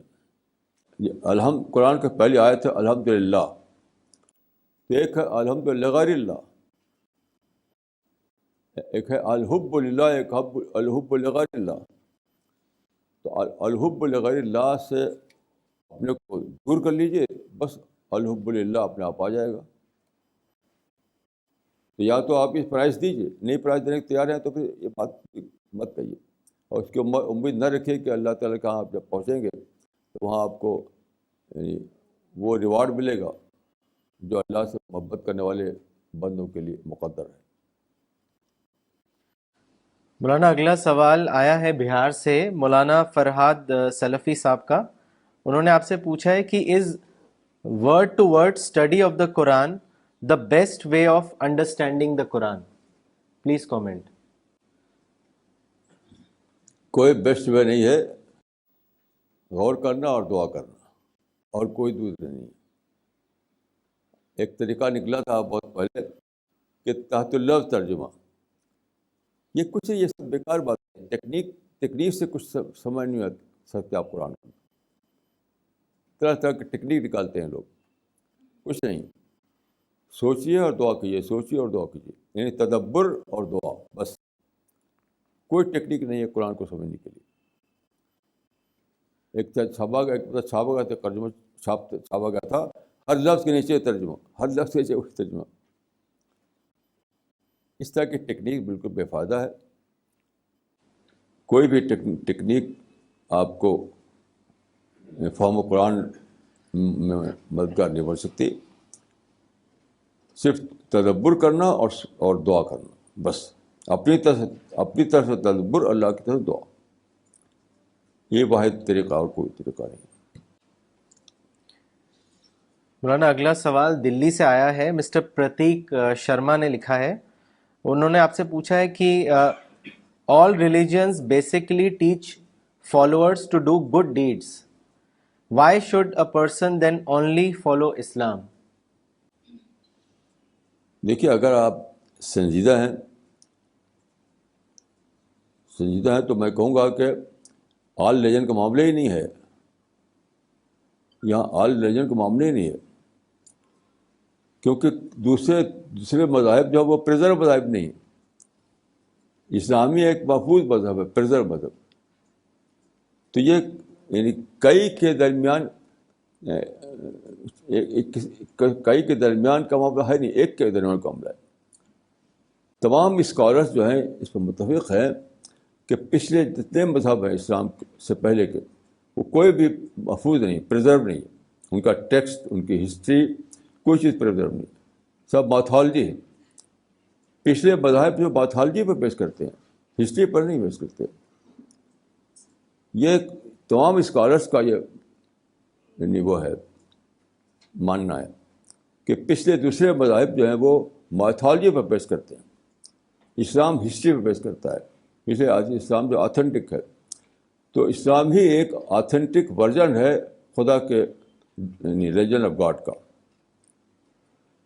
ریلیجن آف گاڈ جو ہے پہلے بھی آیا لیکن وہ محفوظ نہیں رکھ سکا اس زمانے کے لوگ، لیکن اسلام جو ہے محفوظ ہے.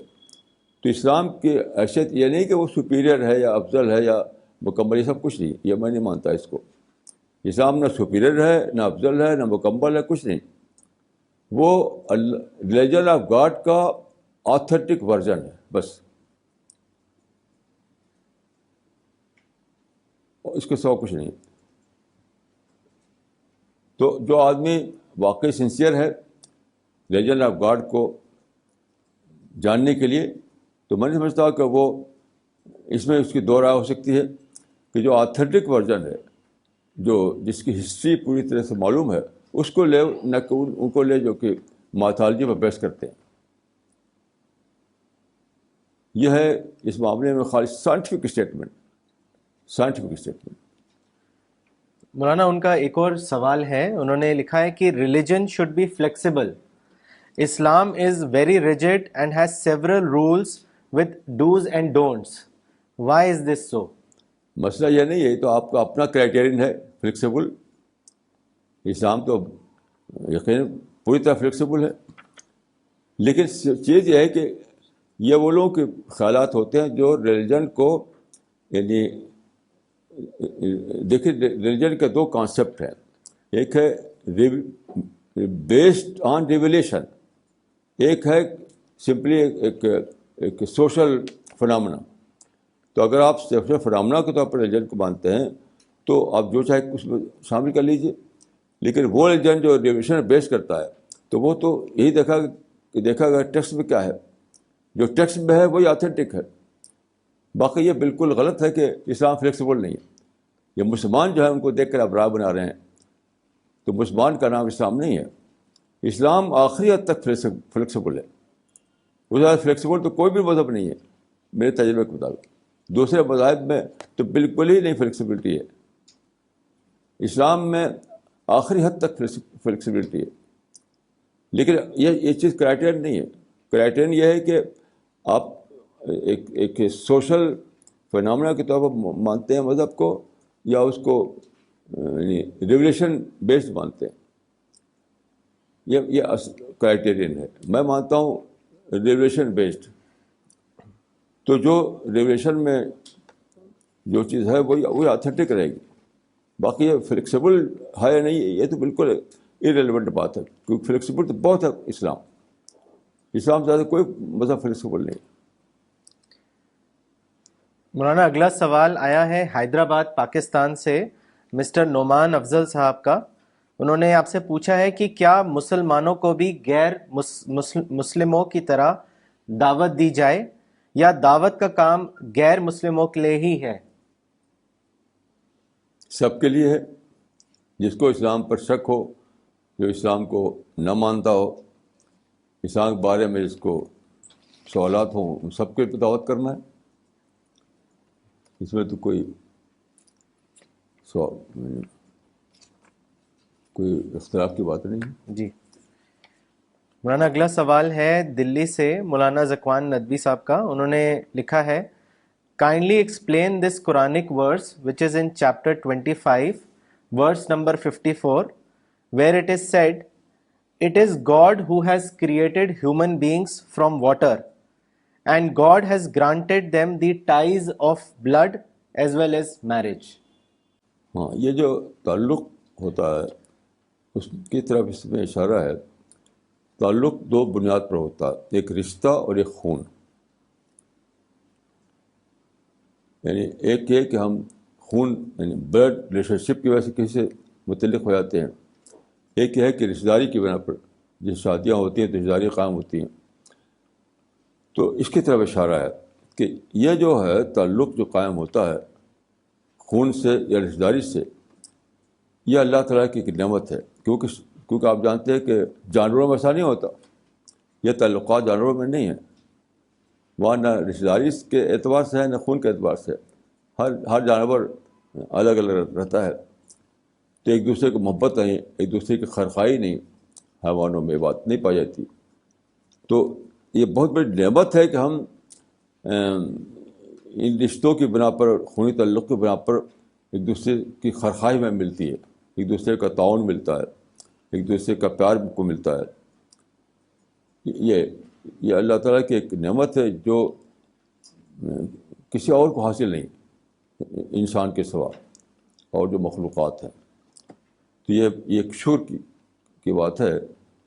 اور یعنی لوگ اس کو لیتے ہیں صرف یعنی مثلا فیملی کی دھوم ہر جگہ ہے, بس فیملی کو لیتے ہیں بس ایک سوشل یعنی ایک سوشل تعلقات کے طور پر, اس کو شکر کے طور پر نہیں لیتے. ہر آدمی فیملی کی باتیں کرتا ہے لیکن بطور سوشل تعلقات کی. میں اس کو لیتا ہوں شکر کے طور پر کہ اللہ تعالیٰ نے اگر جذبہ نہ رکھا ہوتا, اگر حیوان کی طرح معاملہ ہوتا انسان کا کہ جذبہ ہی نہ ہوتا, یعنی نہ خونی رشتے سے تعلق قائم ہوتا نہ رشتہ داری سے تعلق قائم ہوتا, تو ہم حیوان کی طرح ہوتے. تو ان چیزوں کو لوگ لیتے ہیں لیکن لوگ لیتے ہیں کچھ سوشل معنی میں, میں اس کو لیتا ہوں شکر کے معنی میں. یہی صحیح ہے اسلامی نقطہ نظر سے کہ آپ اس کو شکر کھانے میں ڈالیں.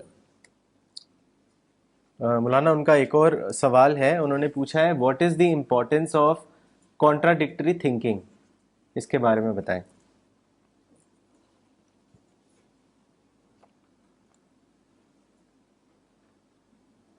یہ تو ایک بہت ہی وہ پیچیدہ سوال ہے. بہرحال کا مقصد میں یہ کہوں گا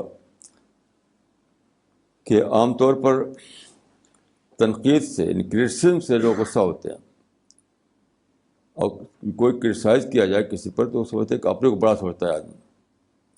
یہ عام یعنی سوچ لوگوں کی ہے کہ آپ نے کرٹیسائز کیا کسی کے اوپر, چاہے وہ کتنے ہی دلیل کے ساتھ ہو, بہت ہی سائنٹیفک ہو, بہت ہی ریشنل ہو, لیکن سمجھے کہ اپنے کو سپیریئر سمجھتا ہو. میں سمجھتا ہوں کہ صحیح کرٹیک وہ ہے جو اپنے کو الگ کر کے کرٹیسزم کرتا ہے.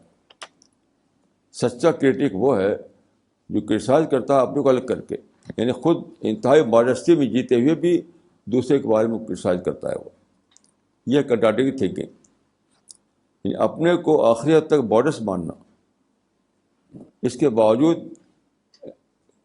آپ جب دیکھیں کہ کہیں سچائی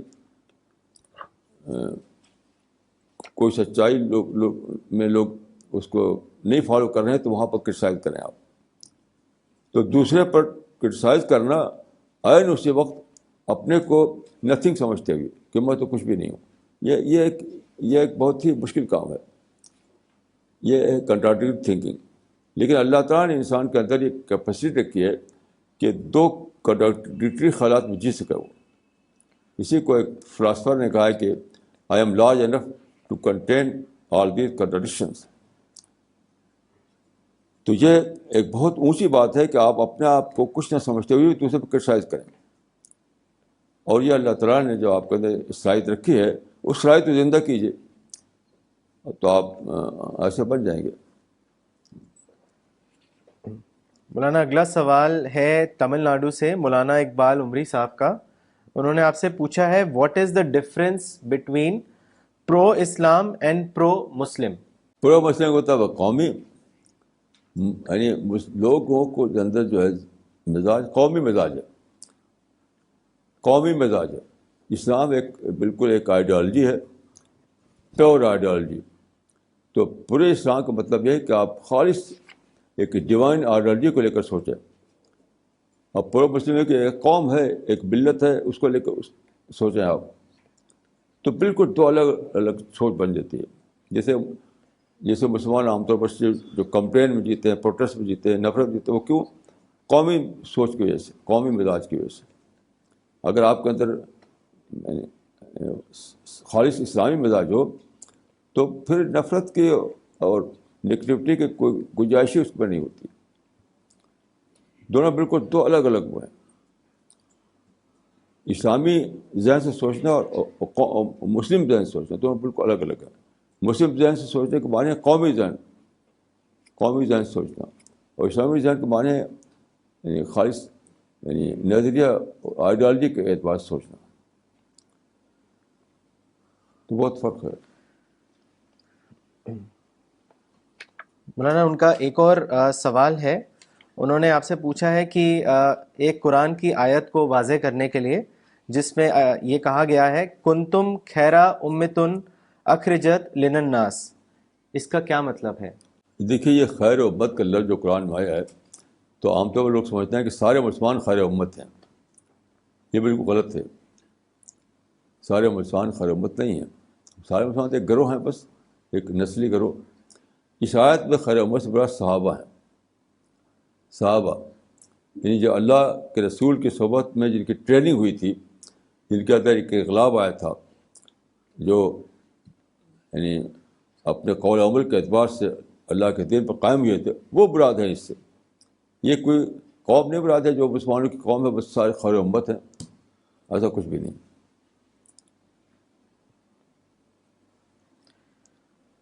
مولانا اگلا جو ہے وہ سوال نہیں ہے، ایک کامنٹ آیا ہے دوحہ قطر سے مولانا عبد الباسط عمری کا. انہوں نے لکھا ہے مولانا اجتہاد کا مفہوم آج تک مبہم اور غیر واضح تھا. آج کی تقریر سے پہلی بار اجتہاد کا صحیح مفہوم سمجھ میں آیا. سورج کی طرح واضح کہ اصل چیز نیت کو دیکھنا نہیں، نیت اگر درست ہے تو پھر کچھ بھی ڈرنے کی بات نہیں. جزاک اللہ خیر، اللہ آپ کی عمر میں برکت دے اور آپ سے زیادہ سیکھنے کا موقع دے. جزاک اللہ.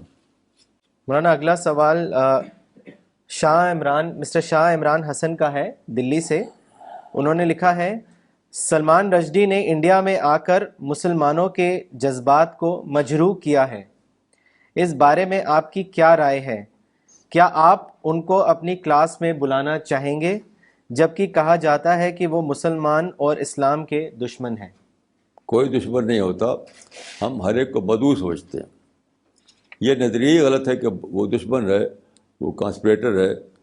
یہ سب بالکل اسلامی سوچ نہیں ہے، یہ قومی سوچ ہے، قومی.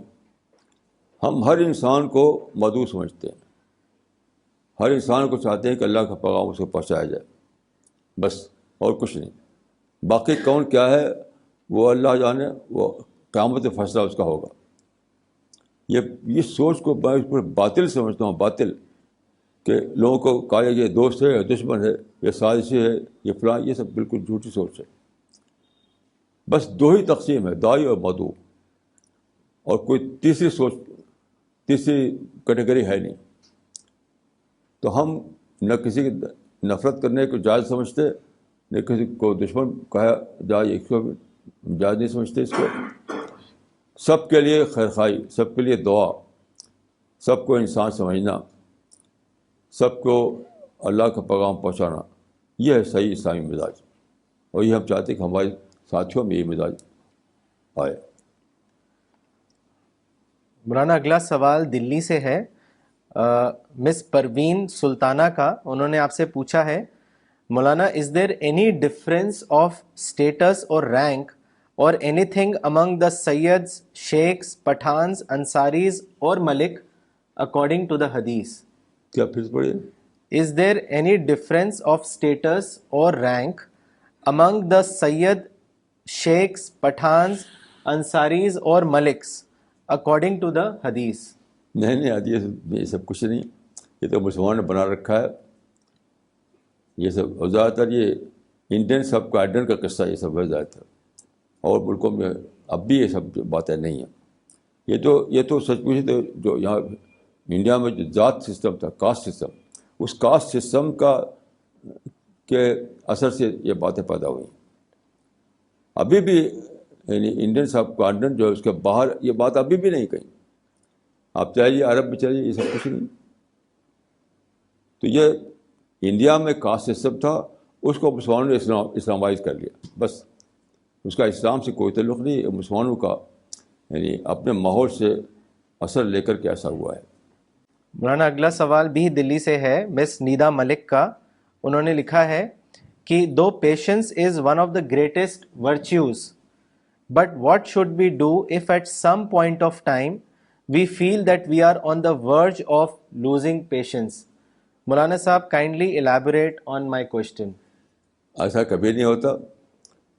یہ تو ان لوگوں ہوتا جو سوچی سمجھی زندگی نہ گزارتے ہوں، اینیمل لائک یہ تو اینیمل بیہیویئر ہے. مین از تھنکنگ اینیمل. تو اپنی تھنکنگ کو ڈیولپ کیجیے. جو لوگ تھنکنگ ڈیولپ نہیں کرتے انہیں کے یہ سب پرابلم ہوتے ہیں. میں اپنے تجربے کی بنا پر کہہ سکتا ہوں کہ اپنی تھنکنگ کو ڈیولپ کیجیے اور یہ سب مسئلے اپنے آپ ختم ہو جائیں گے. اس طرح کا پرابلم انہیں آتا ہے جنہوں نے اپنی تھنکنگ کو ڈیولپ نہ کیا ہو. مولانا اگلا سوال ہے تمل ناڈو سے مولانا اقبال عمری صاحب کا. انہوں نے آپ سے پوچھا ہے کہ دعوت اور عبادت میں کیا فرق ہے؟ عبادت تو ہر آدمی کا فرض ہے. جب آپ اللہ پہ ایمان رکھتے ہیں اور اللہ کی قربت چاہتے ہیں تو عبادت کا جذبہ پیدا ہوتا ہے. تو جو کہتے ہیں صلۃ العبد بربہ، اس کے تحت جو کام کیا جاتا ہے اس کو ہم عبادت کہتے ہیں. اور دعوت جو ہے دوسروں تک اللہ کا پیغام پہنچانا. تو کہا یہ کہہ سکتے ہیں کہ عبادت ایک ذاتی سطح پر اللہ کے دین کو اختیار کرنے کا نام ہے، اور دعوت دوسروں کی سطح پر اللہ کے دین کو پہنچانے کا نام ہے. ایک انٹرنل ہے، ایک ایکسٹرنل ہے. یہ فرق ہے. مولانا اگلا سوال دلی سے ہے مسٹر رماکانت سوامی، جنہوں نے آپ سے پوچھا ہے کہ how can I become the son of the great God? Son of the great God. بھائی ہم تو نہیں جانتے کہ آپ بیٹے بنے اللہ کے. یہ تو کرسچن عقیدہ ہے. ہم تو مانتے ہیں کہ اللہ کی باتوں کو ماننے والے بنے. اللہ کے سن کا یہ سنشپ کا جو کانسیپٹ ہے وہ تو کرسچن کانسیپٹ ہے. اس کو ہم نہیں مانتے. ہم اس کو ہم غلط سمجھتے ہیں. اللہ کوئی بیٹا نہیں، کوئی اللہ کا باپ نہیں اور کوئی اللہ کا بیٹا نہیں. ہم سب اللہ کے کریچر ہیں، پیدا کیے ہوئے ہیں. کریچر ہونے کے ناطے ہمیں اللہ کی باتوں کو فالو کرنا ہے. یہ ہم مانتے ہیں کہ سنشپ کا جو عقیدہ ہے وہ تو کرسچن عقیدہ ہے جو حضرت مسیح کا دیا ہوا نہیں ہے. نہیں، ابھی بھی یہ حضرت مسیح کی جو طرف جو منسوب ہے، جو بائبل، جو انجیل، اس ابھی بھی یہ بات نہیں. یہ تو چرچ کا عقیدہ ہے. سچ پوچھو تو کرسچینٹی کا بھی نہیں، چرچ کا عقیدہ ہے یہ سینٹ پال نے نکالا. تو ہم اس کو صحیح نہیں سمجھتے. مولانا دلی سے مس امیتا پشپیندرا نے آپ سے سوال کیا ہے. وہ آپ سے پوچھ رہی ہیں کہ where can we go to find God if we can not see ہم؟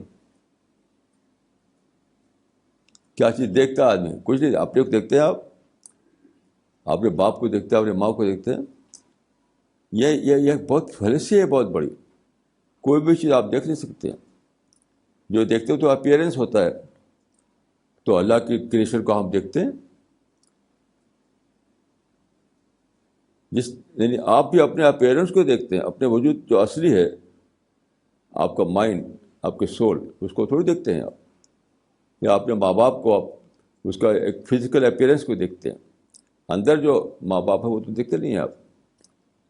تو خدا کا معاملہ بھی ایسا ہی ہے کہ خدا کے کریشن کو ہم دیکھتے ہیں. خود خدا کو آپ دیکھنا چاہتے ہیں تو یہ نگاہ اس کے لیے کافی نہیں. وہ تو آخرت میں ہوگی انشاءاللہ. یہ دنیا میں جو ہمیں آنکھ ملی ہوئی ہے اس سے ہم کسی بھی چیز کو نہیں دیکھتے، صرف اپیئرنس کو دیکھتے ہیں. ایک کتاب ہے، اس کا نام ہے اپیئرنس اینڈ ریئلٹی. اب اس کو پڑھیے، بریڈلے کی اپیئرنس اینڈ ریئلٹی. مولانا اگلا سوال کیا ہے مسٹر محمد زبیر نے. انہوں نے اپنی لوکیشن نہیں لکھی ہے. انہوں نے آپ سے پوچھا ہے کہ مولانا صاحب I don't want to get angry, kindly suggest me measures on the basis of prophet's sayings. کیا مطلب؟ کہ میں غصہ نہیں ہونا چاہتا، پروفٹ کی سیئنگ سے آپ مجھے کوئی بتائیں فارمولا جس سے میرے کو غصہ نہ آئے. فارمولا کیا بھائی؟ جب غصہ آئے تو آپ اس کو مائنس کیجیے. کوئی بھی سیریس فارمولا تو ہے نہیں. اپنی سوچ کو ایکٹیویٹ کیجیے. ایموشن کو ایکٹیویٹ کرنے لگتے ہیں. غصہ آتے ہی فوراً ایموشن بڑک اٹھتے ہیں. نہیں, آپ کو غصہ آئے تو آپ اپنی سوچ کو ایکٹیویٹ کیجیے. جو کہتے ہیں you have to learn the art of anger management. Simple formula, you have to learn the art of anger management. بس یہی فارمولا ہے, اور کوئی فارمولا نہیں. مولانا یہ سوال آیا ہے ڈاکٹر فریدہ خانم کا دلی سے. انہوں نے لکھا ہے why is it that Muslims do not understand that if someone like Salman Rushdie has done something wrong he needs all the more attention from us to reform him to set his thinking right. By hating a person we distance that person further from the right thinking from the truth. Please explain. اصل میں اس زمانے میں کچھ ایسے حالات پیدا ہوئے کہ مسلمان جو ہے نفرت میں مبتلا ہو گئے. نفرت ایک قومی یہ بن گئی, وہ مسلمانوں کی یعنی قومی مزاج بن گیا مسلمانوں کا. نفرت نفرت نفرت, ہر ایک سے نفرتی ہے بس ان کو. یہ قومی مزاج بن گیا ہے. اس کے ذمہ دار ہمارے لیڈر ہیں, یعنی عالم اور مسٹر دونوں نے یہی کام کیا ہے. تو ایک نفرت جو ہے وہ نسل در نسل چل رہی ہے, جس کو کہتے ہیں ایٹیوسٹک انسٹنکٹ بن گئی مسلمانوں کی. ایٹیوسٹک انسٹنکٹ مسلمانوں کی بن گئی. تو اب اس کو ختم کرنے کے لیے ہمیں جڑ سے چلنا پڑے گا, اور یعنی اس مزاج کو ختم کرنا پڑے گا جو مزاج نسل در نسل بنتا چلا آ رہا ہے. اسی کا ہم کوشش کر رہے ہیں انشاءاللہ. اور جو لوگ یہاں آتے ہیں برابر ہمارے کلاس میں, ان میں انشاءاللہ یہ باتیں نہیں ہوتی ہیں. جو ہمارے لٹریچر پڑھتا ہے, جو برابر کلاس میں آتا ہے, وہ اس کو ہیٹ سے مطلب نہیں ہے, وہ پازیٹیو تھنکنگ سے مطلب ہوتا ہے اس کو. تو میں سمجھتا ہوں کہ زیادہ سے زیادہ کتابیں پڑھائی جائیں, یہی حل ہے اس کا. مولانا اگلا سوال مسٹر ادریس کا ہے رائے پور سے. انہوں نے لکھا ہے مولانا صاحب there is a new trend in mosque to use loudspeakers for doing dua. This disturbs other people living near the mosque area. مولانا صاحب what would be your advice about the use of loudspeakers in mosque? یہ تو بلا شبہ ایک بدعت ہے, لیکن اب چونکہ آزادی ہے تو ہم روک نہیں سکتے کسی کو. اور یہ لوگ ووٹ دیتے ہیں تو پولیٹیکل لیڈرز جو ہیں ان کو اپنا سمجھتے ہیں کہ اگر ہم کچھ کریں گے غصہ ان کو تو ووٹ نہیں دیں گے. یہ ووٹ پالیٹکس نے اتنا زیادہ تماشا بنا رکھا ہے کہ ہر طرف لاؤڈ اسپیکر کی دھوم مچی ہوئی ہے. حالانکہ دیکھیے حدیث میں آتا ہے کہ بعد کے زمانے کے بارے میں, جب کہ زمانے میں بگاڑا جائے گا بگاڑ, تو رفعت الاصوات فی المساجد, یہ حدیث میں آتا ہے رفعت الاصوات فی المساجد. جب مسجدوں سے آوازیں بلند ہوں گی, مطلب یہ لاؤڈ اسپیکر مراد ہے اس سے. اس کا دھوم مچی ہوئی ہے لاؤڈ اسپیکر کی. یہ تو رسول اللہ کے حدیث کے مطابق کہ بگاڑ کے زمانے کا فنامنا ہے. اور سب سے بڑی چیز جو اس کو جاری رکھی ہوئی ہے یہ ووٹ پالیٹکس. جتنے پولیٹیکل لیڈرس ہیں وہ چاہتے ہیں کہ اپیزمنٹ پالیسی اختیار کی ہوئی ہیں اپنے ووٹروں کو لے کر کے. اس وجہ سے آپ کچھ کر نہیں سکتے, یہ جاری رہے گا, وہ کوئی اس کو روک نہیں سکتا.